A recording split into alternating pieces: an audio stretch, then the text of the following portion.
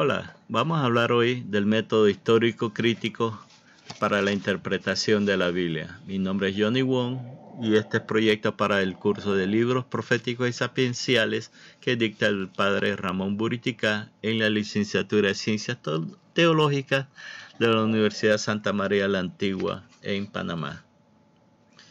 Hoy hablaremos de la interpretación de la Biblia, que es el estudio de la Biblia en algún modo es el alma de la teología. Eso lo dice la Constitución Dei Verbum en el Concilio Vaticano II, publicada en 1965, que retomó las enseñanzas de la Biblia, pero con los nuevos métodos.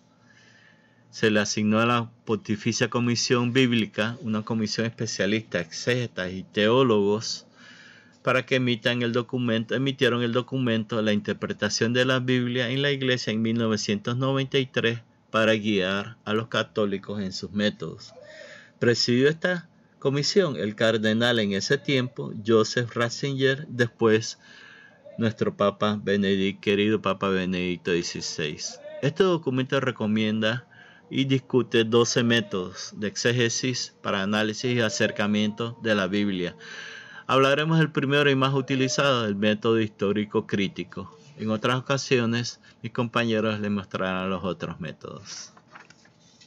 El estudio de la Biblia no está nunca completamente concluido.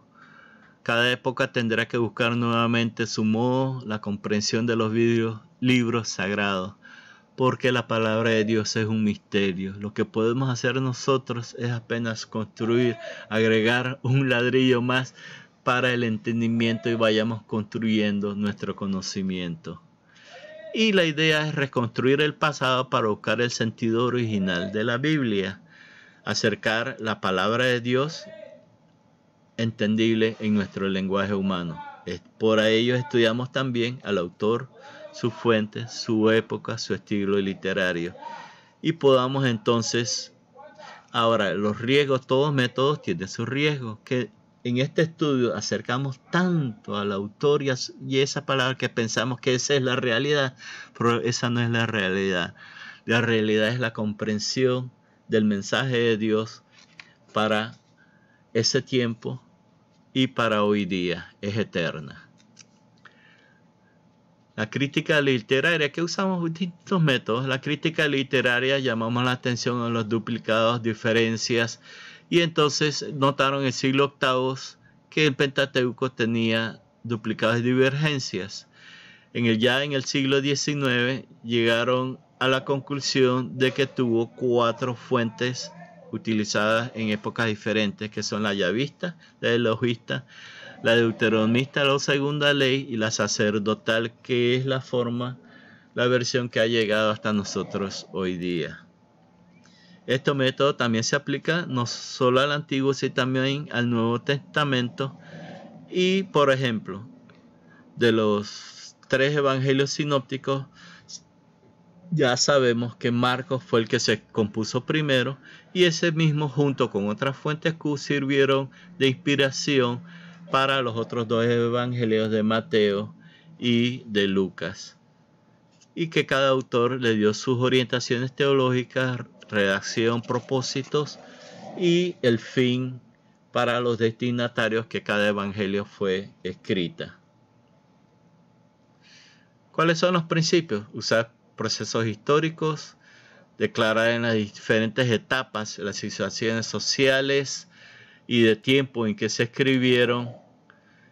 El método crítico también vemos críticamente utilizando ciencias modernas para ello. Analítico, ya veremos más adelante un ejemplo del lenguaje, la lingüística, para entender el texto.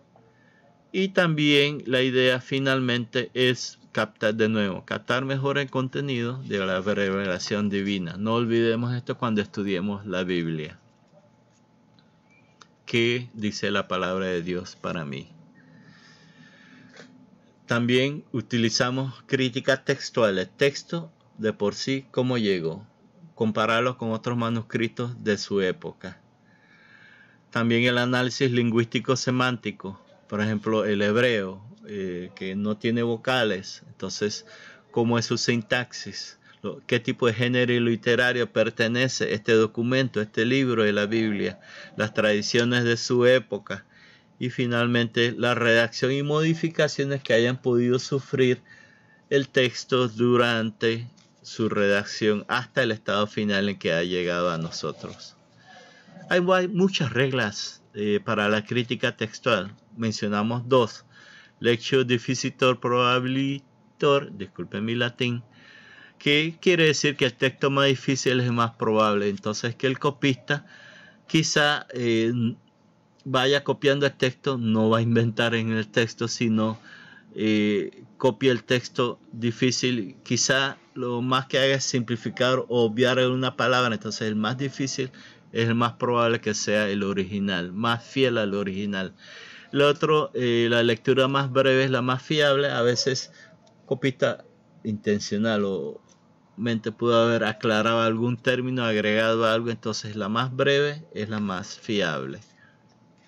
Otras herramientas, nuestro análisis crítico, no debemos olvidar de no verlo por secciones, palabras por palabras, sino también verlo integralmente. Cuando vayamos a la Biblia, un análisis, examinarlo todo, verlo globalmente, para acercarnos más con humildad al texto bíblico.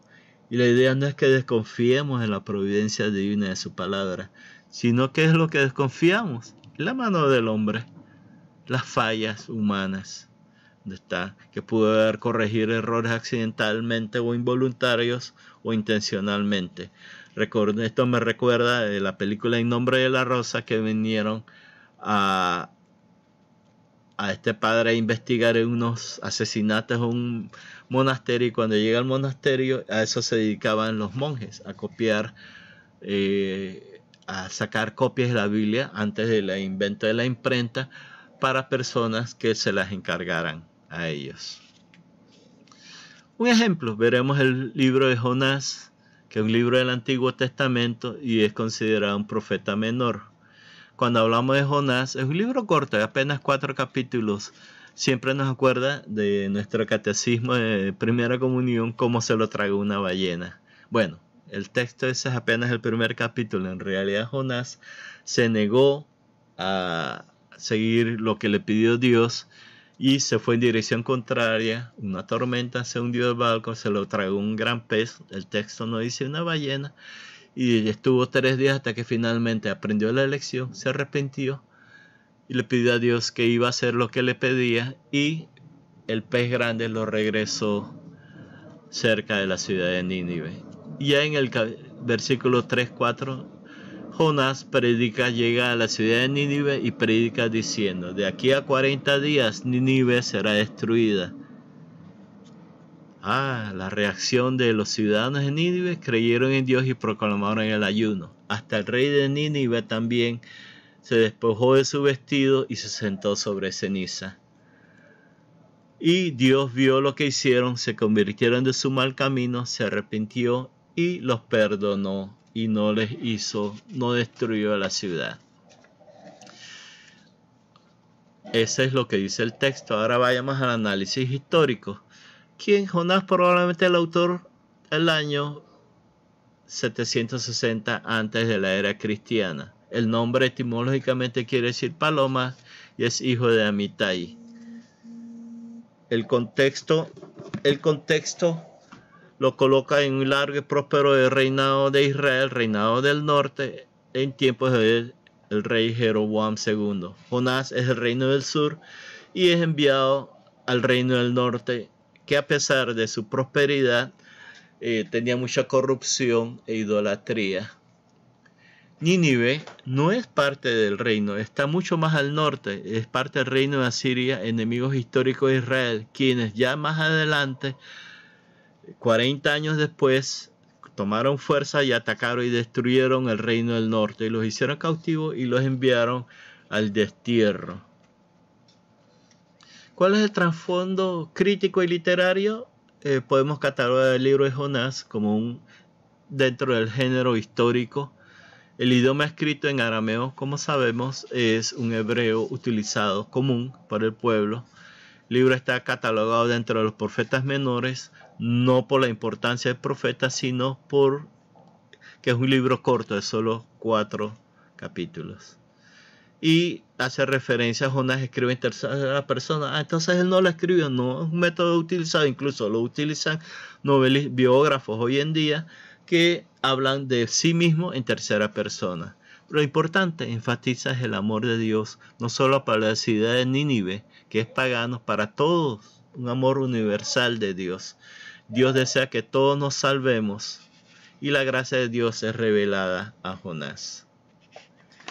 Los temas históricos de Nínive: Dios ama a todas las personas, no es posible negarse a cumplir la voluntad de Dios, Nínive se arrepiente y recibe el perdón.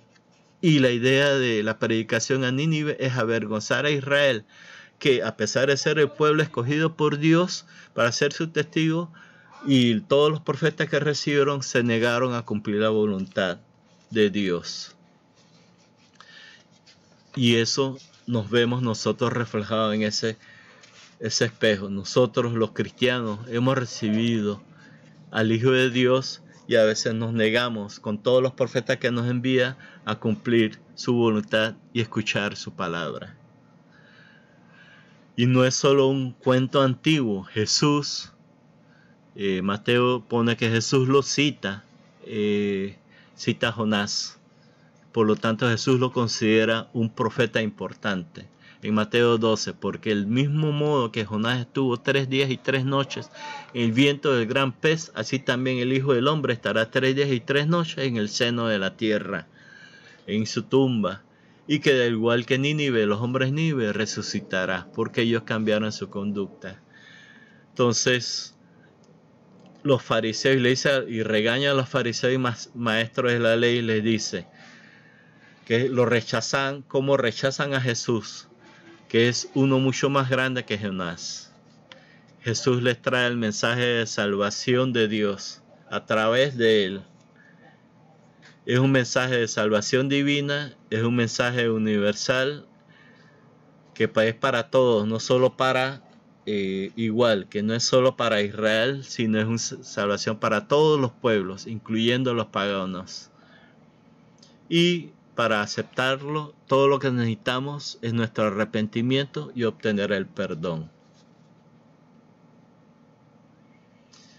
La pregunta, como dice el afiche: ¿estás huyendo de Dios? Como nos dice nuestro Papa Francisco, dice Jonás, lo llama Jonás el testarudo. Al hombre le cuesta entrar en la lógica de Dios. La misericordia de Dios transforma nuestros corazones. Escuchemos la palabra y meditemos sobre ella. Gracias.